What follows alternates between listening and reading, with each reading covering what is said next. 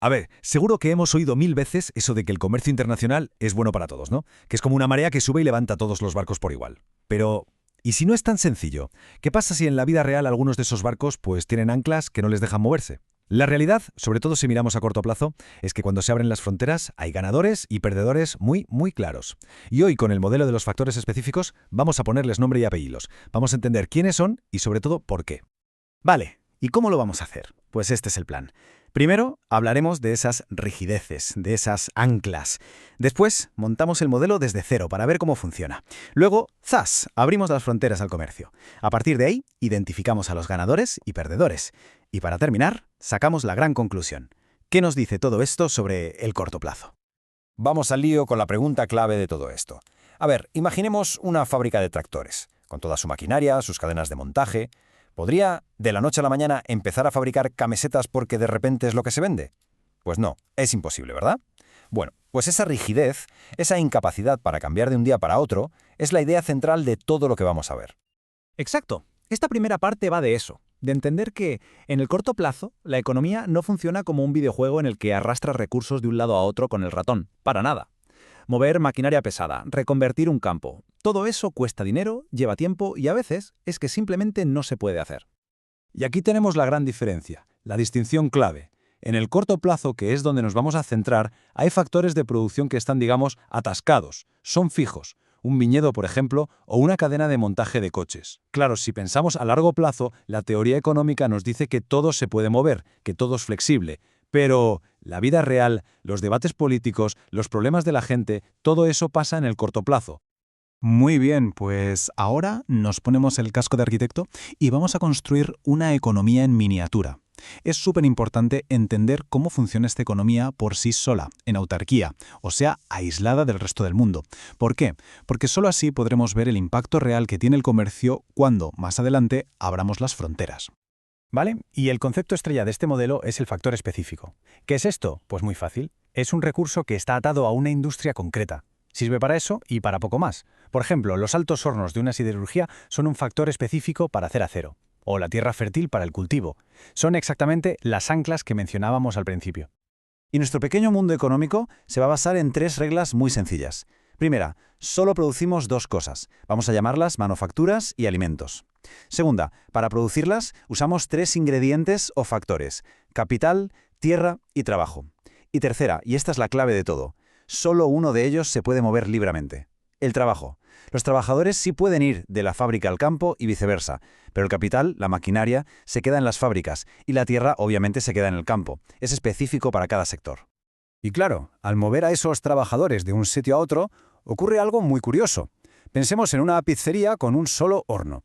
Si contratas a un segundo pizzero, genial, seguramente dobles la producción. Pero ¿y si metes a 10 pizzeros en esa misma cocina? Pues empiezan a chocar, a estorbar, y el 10º pizzero a lo mejor solo consigue sacar una pizza más por hora. Eso es la famosa ley de los rendimientos decrecientes. Cuando tienes un factor fijo, como el horno, cada trabajador que añades produce un poquito menos que el anterior. Pues justo por culpa de esos rendimientos decrecientes, la frontera de lo que nuestra economía puede producir, la FPP, no es una línea recta, es una curva hacia afuera. Y la inclinación de esa curva, su pendiente, nos cuenta algo importantísimo: el coste de oportunidad. O sea, para producir una manufactura más, ¿a cuántos alimentos tenemos que renunciar? Y lo interesante es que por esa forma curvada, ese coste es cada vez más alto. Vale, ya tenemos nuestra economía funcionando a pleno rendimiento, solita en su mundo. Pero ahora llega el momento de la verdad. Vamos a abrir las puertas, a derribar las fronteras y a dejar que entre el comercio internacional. A ver qué pasa cuando nuestros precios chocan con los precios del resto del mundo. Y el gran agente del cambio, el que lo va a poner todo patas arriba, es el precio relativo mundial. De repente, lo que valen las manufacturas en comparación con los alimentos ya no lo decidimos nosotros, viene dado por el mercado global, y este nuevo precio va a ser un antes y un después para nuestra pequeña economía. Pongamos un ejemplo. Imaginemos que el precio mundial de las manufacturas es más alto que el que teníamos en casa. Para un empresario la señal es clarísima: oportunidad. ¿Qué hace? Pues mueve el único factor que puede mover: los trabajadores, del sector de los alimentos al de las manufacturas. ¿Para qué? Para producir más de eso que ahora se vende más caro. La economía, poco a poco, empieza a especializarse. Pero ojo, que aquí no hay magia.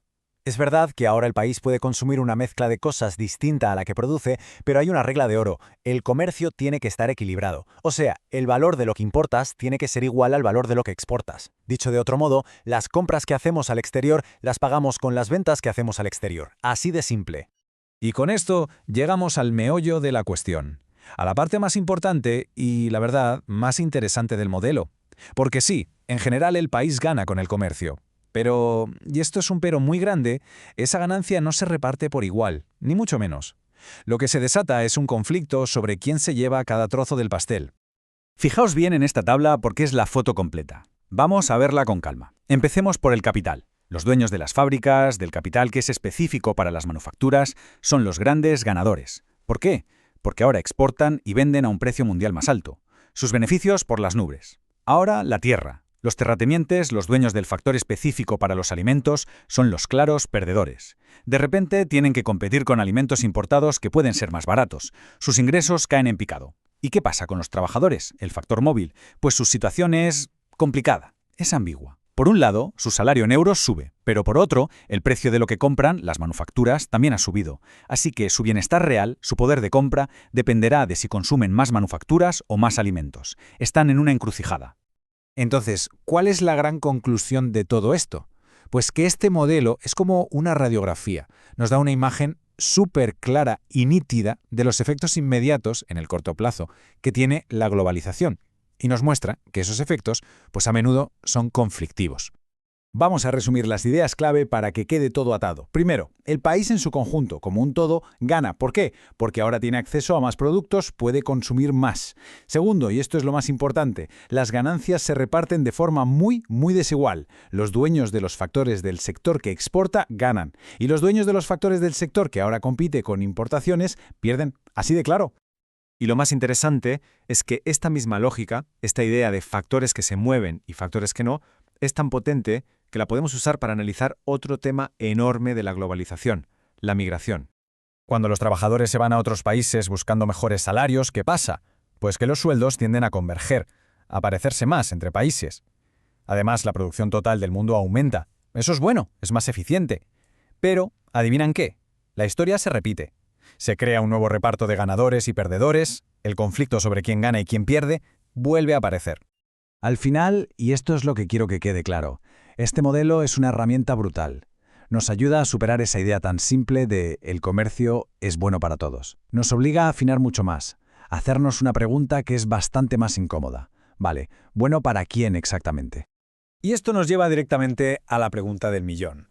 Una pregunta que ya no es solo de economía, sino de política y de sociedad.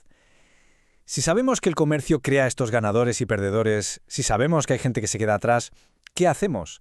¿Cómo repartimos las ganancias para que nadie salga perdiendo? La economía nos dibuja el mapa, nos muestra dónde está el problema. ¿Encontrar la solución? Bueno, eso ya es cosa de todos. Ahí lo dejo, para darle una vuelta.